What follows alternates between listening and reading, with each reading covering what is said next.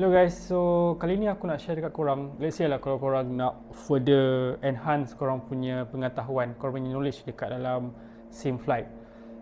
Let's say aku ada sekarang tengah fly kapal terbang King Air dan aku baru sahaja, kalau macam korang boleh tengok dekat dalam skrin ni, aku baru sahaja take off dari Penang dan on the way ke Langkawi. So ini Penang dan ini adalah satu flight plan yang aku follow untuk pergi straight sampai ke Langkawi. So dekat dalam ni korang nampak dua benda, actually ada tiga: departure, arrival and juga approach. So departure aku baru saja take off secara manual dekat Penang, so tak ada masalah kat situ. So aku nak explain kat korang apa beza arrival dengan approach. Arrival ni kira macam kalau korang take off dari satu tempat and korang nak sampai ke kawasan tu dahulu, itu dinamakan arrival.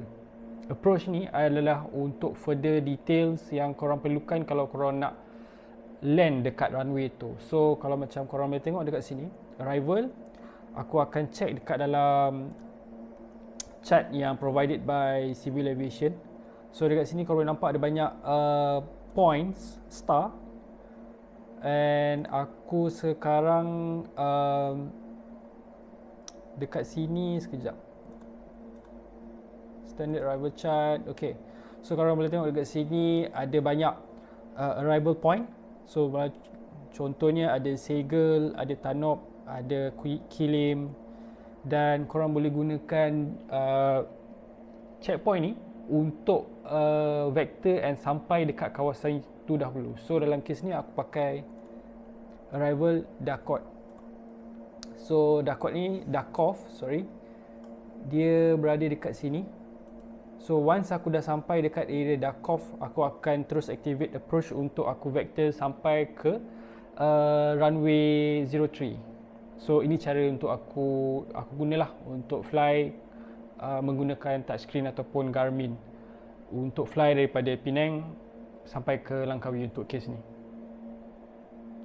Hello guys, so macam korang boleh tengok sekarang, aku ada terlajak sedikit lah, tapi sekarang kita dah lepas Dakov punya checkpoint. So apa aku kena buat is aku kena adjust sedikit. So sekarang aku run parallel dengan runway 03, cumanya aku nak kena adjust supaya dia pergi tengah daripada line ni. So apa aku kena buat is untuk kena adjust lah guna heading. So aku kena adjust sedikit and then sampailah aku betul-betul dekat tengah-tengah line putih ni. So aku jumpa korang balik masa dah dekat landing. Alright, so slowly coming down.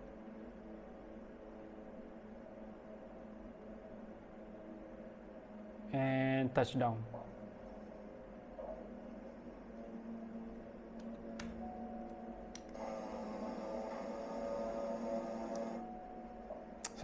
So itu cara aku gunakan arrival dengan approach untuk sampai ke aku punya location destination. So itu saja untuk kali ni, memang just simple.